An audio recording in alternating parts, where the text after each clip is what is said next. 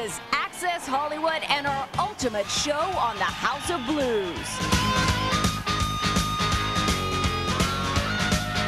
Get ready to rock with the Doobie Brothers and shake your booty with 70s disco dudes, KC and the Sunshine Band.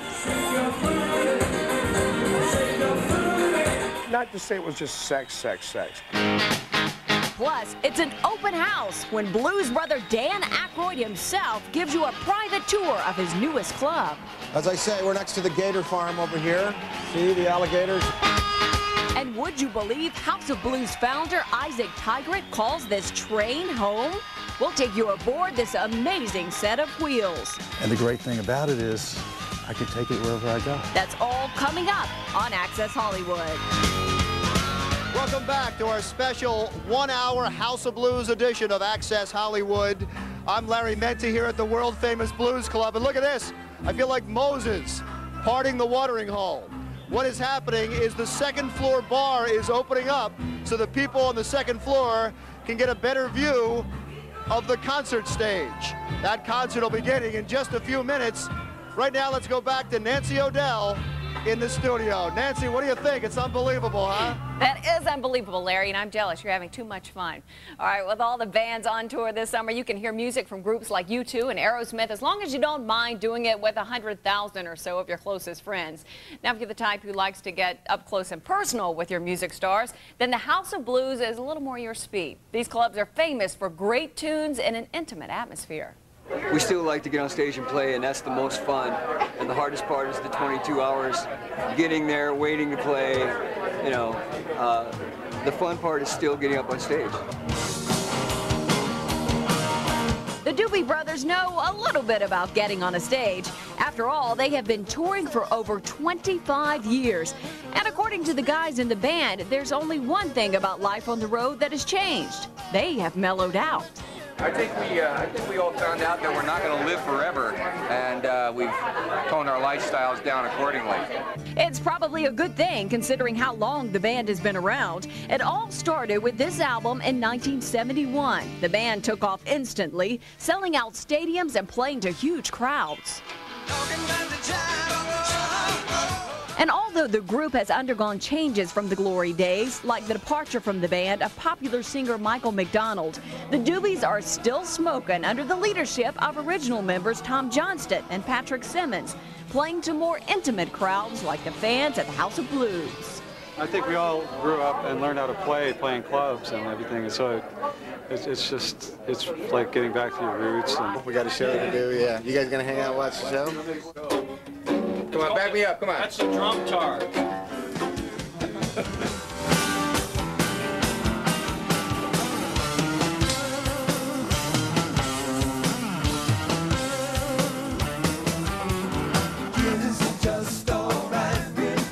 So besides touring, what's next for the Doobies? Well, they hope to have a new album out very soon. So we're working on getting an album together to put out a new album, because everybody wants to do that in a big way. But the touring continues through the summer, and you can bet the band has some wild rock and roll road stories, but don't count on hearing them. They are taking those tales to the grave. Just use your imagination. I think they're the same for any band. Yeah, they're pretty much all. There's a couple of embellishments, but it's kind of the same story, different place. You know. On any given night at the House of Blues, you can hear music like the 70s rockers, the Doobie Brothers, and lots of blues-influenced music. But these clubs are a showcase to a whole range of music, like reggae, like we're hearing tonight, and even disco.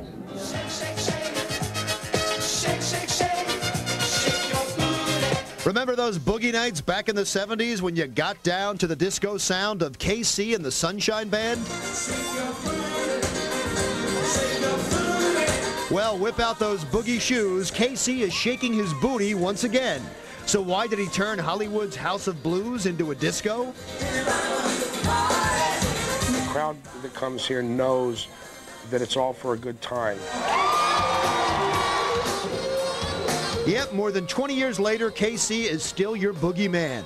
Just ask the fans who dusted off their disco duds to dance the night away. It's great dance music. It's fun to listen to, and it's the stuff I grew up on. They really just get the crowd energized, and young and old, everybody just has a blast. Casey and the Sunshine Band rock. For me, it's the greatest compliment and the highest compliment. I never wanted to be here today and gone tomorrow. If KC seems grateful, it's because he almost didn't make it this far. He had enormous success in the 70s with hits like Shake Your Booty and Get Down Tonight. And he met lots of girls. Not to say it was just sex, sex, sex. I mean, it was a fun time. You would have had to have been there. It's hard to describe. It was just a time when you lived life, and it's just like, it seemed like you didn't worry about anything. But in the 80s, KC had lots of worries, among them a drug and alcohol problem. And it was fun at first, whatever, but then it got to where it was frightening. You know what I mean? It wasn't any fun anymore. After a stint in rehab, KC reemerged clean and sober 5 years ago. And he was thrilled to see there was still an audience for his music. It's great to know that I was able to stop and come back and be welcomed back, you know, the way that we have been welcomed back. Boy, has he been welcomed back. A whole new generation of fans are embracing his music, discovering it's the perfect antidote to the doom and gloom of 90s grunge. The music of the 90s was starting to get, you know, just so serious, so down, that people wanted something to lift them up.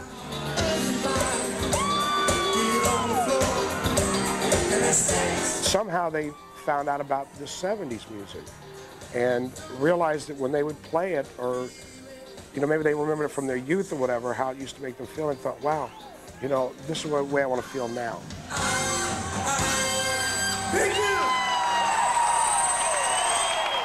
Now, aside from the music, another great thing about the House of Blues is the food. Where else can you hear great music, check out eclectic artwork, thank you very much, and then feast on great food like this? Delicious. You want one of these? Next, Dan Aykroyd takes you behind the scenes to show you the making of a House of Blues. And definitely the largest patio of any of the House of Blues. And later, how would you like to pull up to work in this? We'll show you House of Blues founder Isaac Tigrett's unbelievably luxurious home on wheels. It is the most peaceful room on this planet. Stay tuned. More blues are on the way when Access Hollywood continues.